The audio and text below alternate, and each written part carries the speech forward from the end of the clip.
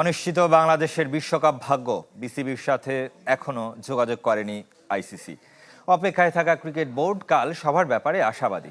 ভারতীয় একটি গণমাধ্যমের দাবি, সর্বোচ্চ নিরাপত্তার প্রতিশ্রুতি দিয়ে ভারতে খেলতে বাংলাদেশকে রাজি করাতে চাইবে আইসিসি, যদিও নিজেদের অবস্থানে অনড় থাকতে চায় বিসিবি।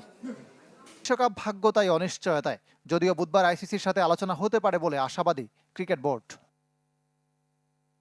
তবে ভারতীয় গণমাধ্যমে নানা রকম খবর। এর মধ্যে দ্য টেলিগ্রাফ বলছে, সোমবার দুবাইয়ে আইসিসি সদর দপ্তর ও মুম্বাইয়ে বেশ কিছু অভ্যন্তরীণ সভা করেছে আইসিসি। খবরে বলা হচ্ছে, বাংলাদেশকে ভারতে খেলাতে রাজি করানোর চেষ্টা করবে আইসিসি। টাইগারদের সর্বোচ্চ নিরাপত্তার নিশ্চয়তা দেয়া হবে। তবে বিসিবি পরিচালক আসিফ আকবর বলছেন, কোনোভাবেই ভারতে যাবে না বাংলাদেশ দল। বিকল্প ভেন্যুতে খেলতে না পারলে প্রয়োজনে ওয়াক ওভার দেয়া হবে। ইকরাম হুসাইন, চ্যানেল 24, ঢাকা। কারণ ছাড়া আইপিএল থেকে মোস্তাফিজকে বাদ দেওয়ায় ভারতীয় সিদ্ধান্তের প্রতিবাদ জানিয়েছেন সরকারের আরও উপদেষ্টা। সচিবালয়ে ভিন্ন অনুষ্ঠানে অর্থ এবং জ্বালানি উপদেষ্টা জানিয়েছেন, বাংলাদেশের জন্য এমন ঘটনা দুর্ভাগ্যজনক। তবে সরকার ও ক্রিকেট বোর্ড যেভাবে প্রতিক্রিয়া দেখিয়েছে তাকে যথাযথ ও বলিষ্ঠ বলেও মত দিয়েছেন তারা। মোস্তাফিজ ও ভারত ইস্যুতে সরকারের অবস্থান আরও একবার সুনিশ্চিত করলেন দুই উপদেষ্টা।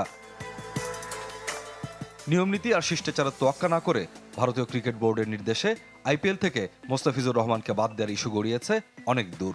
বাংলাদেশের সাথে ভারতের দ্বিপাক্ষিক সম্পর্কে নতুন টানাপোড়েন তৈরি করেছে। প্রতিক্রিয়ায় ভারতের টি-20 বিশ্বকাপ না খেলার সিদ্ধান্ত নিয়েছে বাংলাদেশ ক্রিকেট বোর্ড। আইপিএল সম্প্রচার বন্ধ করেছে তথ্য ও সম্প্রচার মন্ত্রণালয়। সরকারি ক্রয় সংক্রান্ত উপদেষ্টা পরিষদ কমিটির সভা শেষে অর্থ ও জ্বালানি উপদেষ্টা বলেন, বাংলাদেশের প্রতিক্রিয়া বলিষ্ঠ এবং যথাযথ। বাংলাদেশের যে রেসপন্স এটা কমপ্লিটলি রোবাস এবং এটাই অ্যাপ্রোপ্রিয়েট। এই ধরনের অ্যাকশন কেউ যদি শুরু করে তার একটা রিয়াকশন, নিউটনের ল, অ্যাকশন রিয়াকশন। এটা কিন্তু ওদেরকেও ভাবাচ্ছে। ইন্ডিয়াতে আপনারা দেখবেন যে ইন্ডিয়ান পার্লামেন্টারিয়ান শশী থারুর নিজেই এটার কথা বলছে যে এগুলো করা উচিত। আমরা যেটা আশা করি যে দুই পক্ষ, মানে প্রধানত ওখান থেকে, যেখান থেকে এটা শুরু হয়েছে